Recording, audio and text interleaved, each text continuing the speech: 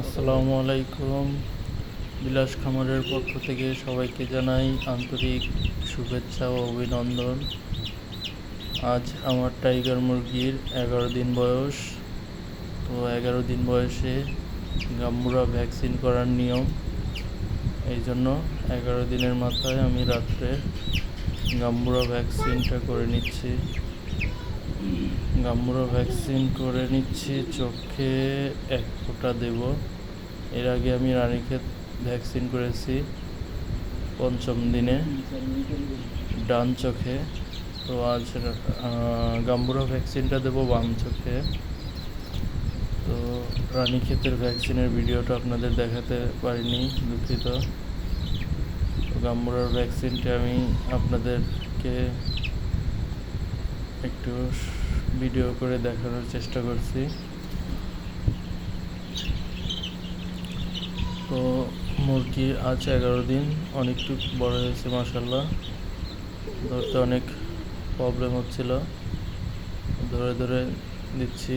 আর 1 ফোঁটা করে চোখে, যেগুলো একটু মনে হচ্ছে যে চোখে যায়নি, ওইগুলো দ্বিতীয়বার আবার দিচ্ছি।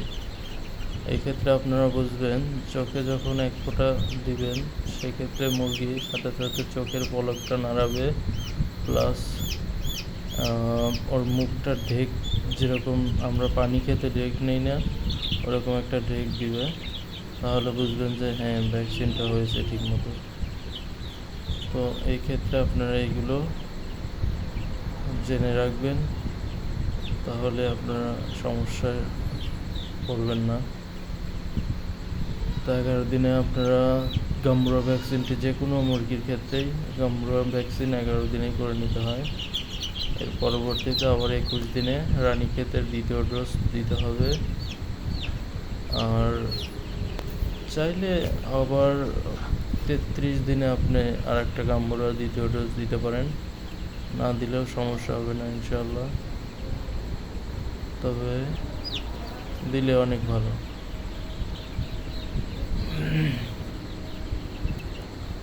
তো ভ্যাকসিনটা দিয়ে আপনাদেরকে একটু দেখে নিচ্ছি।